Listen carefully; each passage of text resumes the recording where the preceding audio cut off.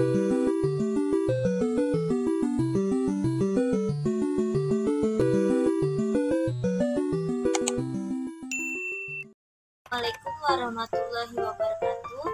Perkenalkan, nama saya Lydia Putri dari kelas 3H dengan NIM 20010252667. Nah, di sini saya akan menjelaskan tentang permasalahan atau tantangan yang dihadapi oleh guru.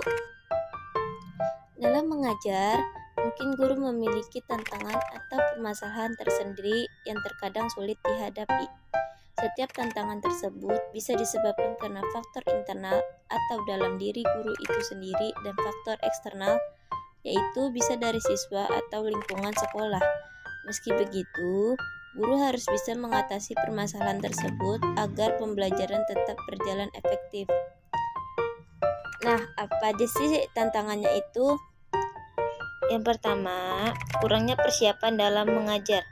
Sebagai guru, tentunya harus punya plan dalam mengajar untuk 1 tahun ajaran ke depan. Guru yang kurang persiapan dalam mengajar dapat merugikan perkembangan siswa secara akademis. Sebelum tahun ajaran dimulai, guru bisa membuat rancangan persiapan pengajaran atau RPP, menyiapkan perangkat atau media pembelajaran, sampai bahan evaluasi materi. Seorang guru juga harus terampil dalam mengelola kelas sesuai dengan karakteristik siswa. Hal ini bertujuan supaya materi belajar yang diajarkan tersampaikan dengan baik. Buat dan rancanglah kegiatan pembelajaran keseluruhan yang akan dilakukan per minggu dan per bulan supaya bisa tahu apa-apa saja yang harus dipersiapkan. Yang kedua, perilaku siswa yang beragam. Sebagai guru, mungkin kita kesulitan memahami setiap karakteristik siswa karena ada banyak siswa yang kita temui di sekolah. Namun, tahukah kamu bahwa siswa ingin diperhatikan saat KBM? Kenapa? Karena siswa akan senang diberikan pujian dan diperhatikan oleh guru. Tetapi, kebanyakan guru sering lupa memberikan pujian dan mengabaikan perkembangan kepribadian siswa saat mereka berbuat baik, tidak membuat masalah, dan meraih pencapaian. Sebagai guru, kita juga harus melihat siswa yang kurang baik di kelas, seperti yang suka tidur di kelas, ribut, ataupun tidak memperhatikan penjelasan guru.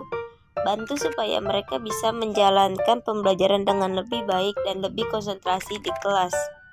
Agar pembelajaran di kelas menjadi kondusif, siswa harus belajar disiplin dan bertanggung jawab terhadap proses KBM di kelas. 3. Bantu temukan minat dan bakat siswa. Guru harus membantu siswa dalam menemukan bakat, minat, dan potensinya. Dengan tersalurnya minat dan bakat siswa secara tepat dapat meningkatkan pembelajaran dan motivasi belajar siswa. Lalu sebaliknya, kalau tidak dikelola dengan tepat, akan menimbulkan masalah bagi siswa, guru, bahkan sekolah. Kalau minat dan bakat siswa terpendam dan tidak tersalurkan, umumnya siswa akan menjadi agresif, melawan, dan suka melanggar tata tertib dan peraturan sekolah. Kalau hal ini tidak ditindaklanjuti, maka bisa timbul masalah-masalah baru. Oleh sebab itu, Anda harus membantu mereka untuk menemukan minat dan bakat mereka. 4. Konsentrasi siswa kurang.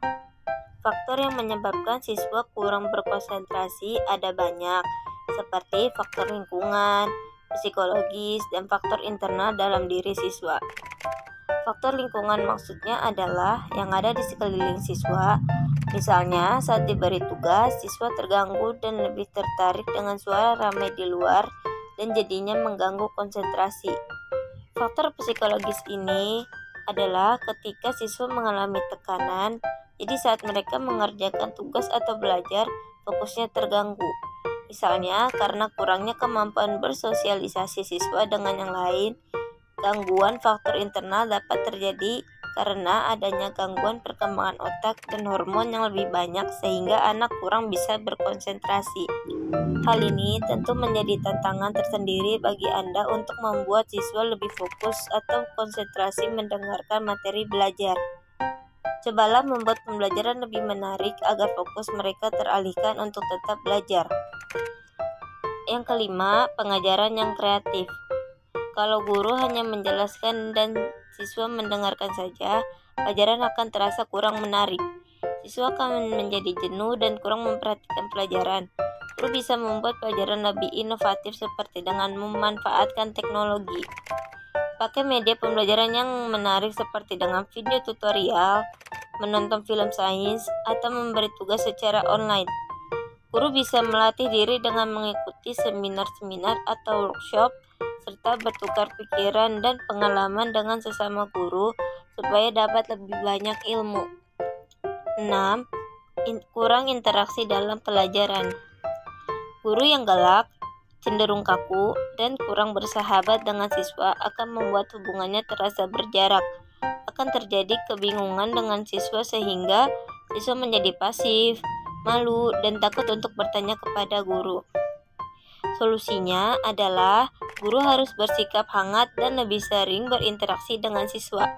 Hal ini akan membuat siswa tidak takut dan lebih nyaman bertanya dan meningkatkan keaktifan siswa dalam belajar. Kita juga harus mampu mengenali berbagai karakter siswa supaya bisa memberikan solusi atas permasalahan yang baik. 7. Sering merasa paling benar. Banyak guru yang terkadang suka merasa paling benar adalah paling pintar saat mengajar. Apakah kita termasuk ke dalamnya? Sebagai guru harusnya jangan merasa seperti itu ya. Dan kita juga harus bisa mendengarkan murid juga. Apabila siswa kita juga belum benar dalam pembelajaran, jangan marah, karena itulah proses belajar. Siswa zaman sekarang sudah memiliki akses yang luas dan up to date dalam mendapat informasi dan pelajaran.